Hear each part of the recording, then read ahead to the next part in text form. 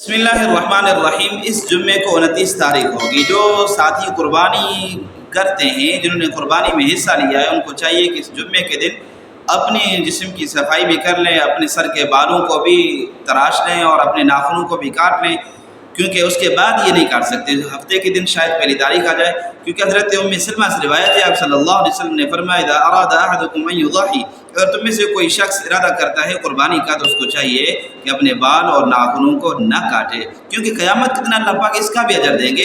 کیونکہ جس طرح حضرت زید بن ارقم سے روایت ہے، آپ صلی اللہ علیہ وسلم سے پوچھا گیا، صحابہ نے پوچھا یا رسول اللہ اضحیٰ کیا چیز ہے؟ تو آپ نے جواب دیا تھا سنت ابیکم ابراہیم، یہ آپ کے حضرت ابراہیم علیہ السلام کی سنت ہے۔ پھر پوچھا کہ یا رسول اللہ قالوا فما لنا فیہا یا رسول اللہ، اس میں ہمارے لیے کیا ہے؟ تو آپ صلی اللہ علیہ وسلم نے جواب دیا تھا بکل شعرۃ حسنہ، اس میں سے ہر ایک بال کی اللہ پاک آپ کو نیکی دیں گے۔ تو ایک جانور پر کتنے بال ہوتے ہیں؟ لاکھوں بال ہوں گے تو لاکھوں نیکیاں آپ کو ملیں گی۔ یہ جسم کو آپ ناخن نہیں کاٹتے اور یہ بال نہیں کاٹیں گے تو قیامت دن اس کا بھی اجر ہوگا۔ یہ قربانی اللہ کو بندے سے سب سے زیادہ قریب کرتی ہے، یہ اللہ پاک آزماتے ہیں بندے کو۔ اور آپ صلی اللہ علیہ وسلم نے فرمایا چاہیے جو قربانی کرتے ہیں، جو قربانی نہ بھی کر سکتے ان کو بھی چاہیے کہ ان پہلی ذو الحجہ سے لے کر 9 ذو الحجہ تک آپ نے فرمایا ان کو چاہیے کہ وہ روزے رکھیں، کیونکہ ان میں سے ہر ایک روزہ جو ہے 1 سال کے روزوں کے برابر ہے۔